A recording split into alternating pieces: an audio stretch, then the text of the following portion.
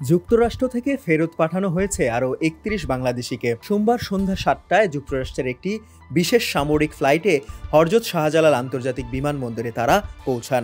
তবে তাদেরকে হ্যান্ডকাফ ও শরীরে শেকল পরিয়ে ফেরত পাঠানো হয়। এর আগে চলতি বছর আরও ২২৬ বাংলাদেশিকে ফেরত পাঠায় মার্কিন যুক্তরাষ্ট্র প্রশাসন। মার্কিন প্রেসিডেন্ট হিসেবে ডোনাল্ড ট্রাম্প দ্বিতীয় মেয়াদে ক্ষমতায় আসার পর যুক্তরাষ্ট্র থেকে অবৈধ অভিবাসন ফেরত পাঠানোর কার্যক্রম আরও জোরদার করেন। ট্রাম্পের এই নীতির অংশ হিসাবে এরই মধ্যে বাংলাদেশ সহ বিভিন্ন দেশের বহু মানুষকে ফেরত পাঠানো হয়েছে। বিমানবন্দর কর্তৃপক্ষের মাধ্যমে দেশে ফেরত কর্মীদের ব্র্যাকের পক্ষ থেকে পরিবহন সহায়তা সহ জরুরি সহায়তা প্রদান করা হয়। ফেরত আসা এই কর্মীদের মধ্যে অধিকাংশই নোয়াখালীর। এছাড়া সিলেট, ফেনী, শরীয়তপুর, কুমিল্লা সহ বিভিন্ন জেলার কর্মী আছেন।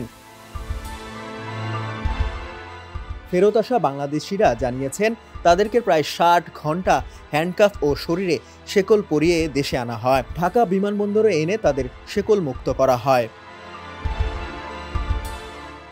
ব্র্যাকের সহযোগী পরিচালক শরীফুল হাসান বলেন, দেশে ফেরত এই কর্মীদের সঙ্গে কথা বলে আমরা জেনেছি এই ৩১ জনের মধ্যে অন্তত ৭ জন জনশক্তি কর্মসংস্থান ও প্রশিক্ষণ ব্যুরোর ছাড়পত্র নিয়ে ব্রাজিল গিয়েছিলেন। এরপর সেখান থেকে মেক্সিকো হয়ে অবৈধভাবে যুক্তরাষ্ট্রে প্রবেশ করেন। এরপর তারা যুক্তরাষ্ট্রে বসবাসের জন্য আবেদন করলে আইনি প্রক্রিয়া শেষে তাদের বাংলাদেশে ফেরত পাঠানোর সিদ্ধান্ত নেয় মার্কিন যুক্তরাষ্ট্র।